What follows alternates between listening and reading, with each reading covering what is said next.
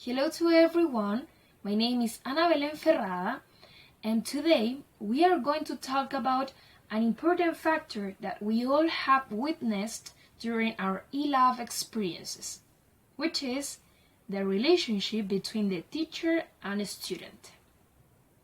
This time, we wanted to focus our attention on a special educational institution called Latino Cordillera. This is a private school located on Departamental Avenue, La Florida District.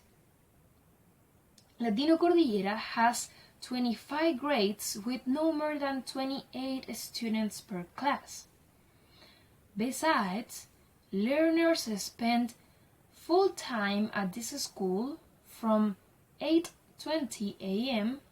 to 4 p.m. Consequently, due to the amount of time, it was easier for us to know how is the affiliation between the educators and learners and if this caused a negative or a positive impact on a students' learning process. Moreover, Latino Cordillera's Coexistence Manual has 3 important approaches that teachers should consider when it is referred to establish a relationship with their students.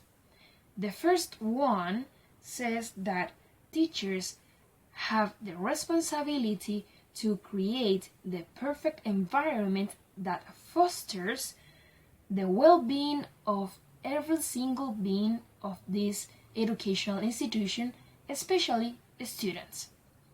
The second point says that teachers should establish a relationship based on confidence, and they also should worry about the affective and educational needs of the students. The third point says that teachers have to facilitate the access to the different phases of learning, and they also need to value the efforts of the students instead of just their accomplishments.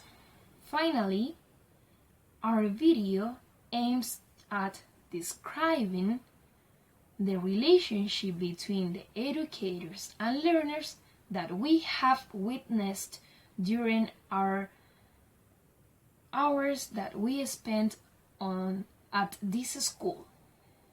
Also, we want to explain the problem identified, and finally we want to come up with a possible proposal for this break. Well, as it is well known, most of the Chilean students spend a considerable amount of time at schools, sharing with their classmates, coordinators, and mainly with their teachers, who are the ones in charge of providing education and the key contents like maths, language, English, etc. Consequently, in every educational institution, it is expected that to observe an affiliation between educators and learners, whether it is bad, good, closer, or distant. Otherwise, it is said that the teachers' methodologies have a big influence on the way the relationship is established. On the one hand, Howard says, by providing opportunities for students to interact with each other, the faculty member is creating bonds of acquaintance and friendship that will facilitate further participation and greater learning.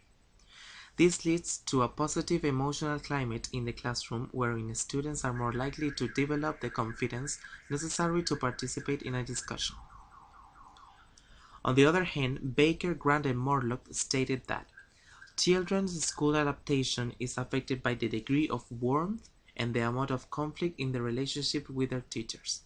There are some areas in which aspects of the teacher relationship moderate the relationships between significant behavior problems and school functioning.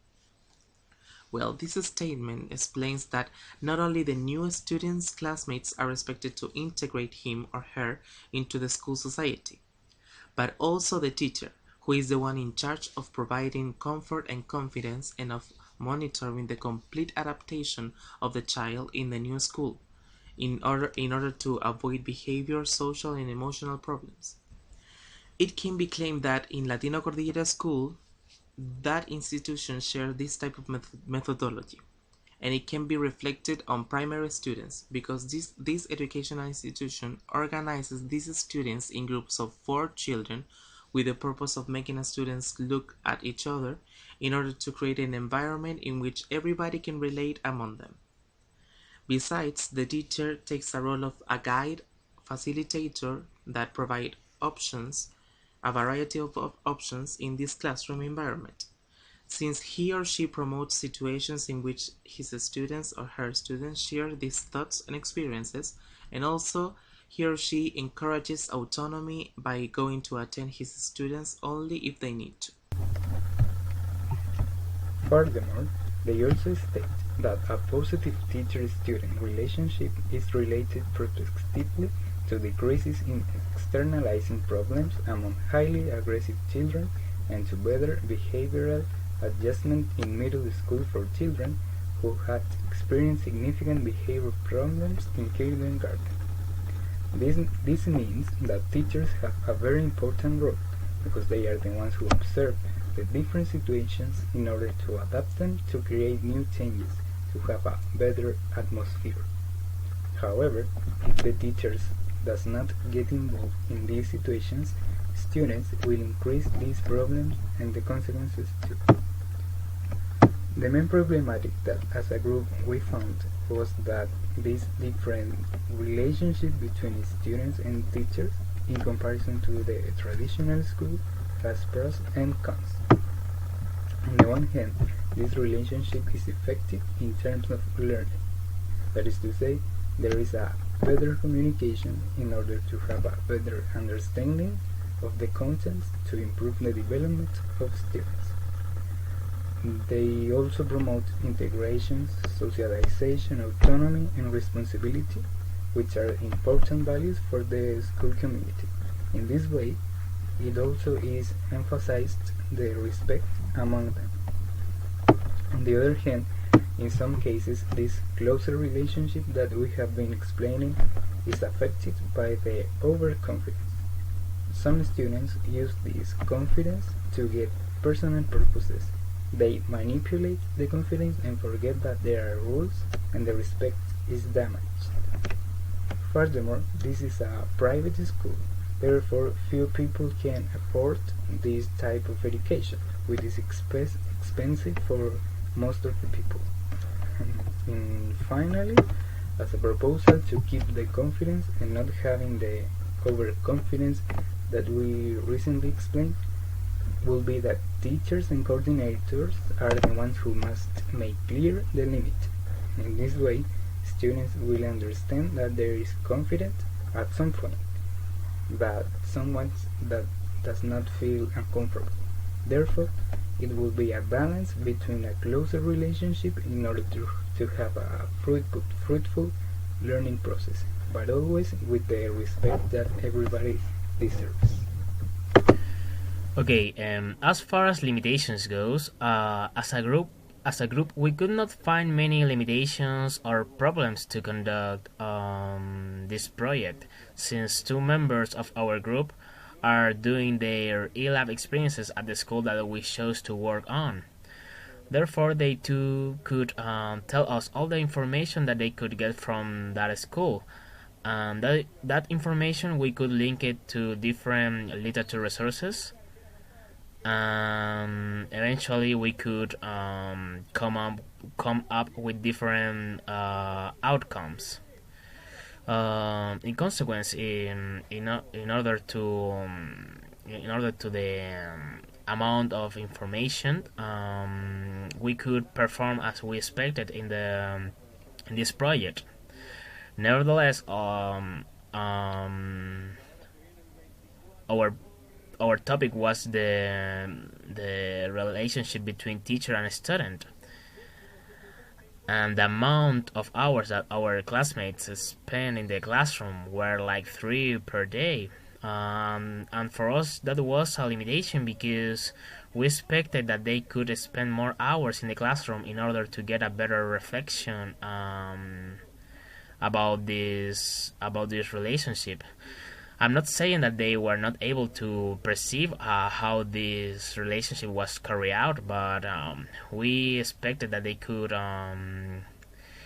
that they were able to observe more time how this relationship is conceived in the classroom, but not only in the classroom, but also in the whole school community.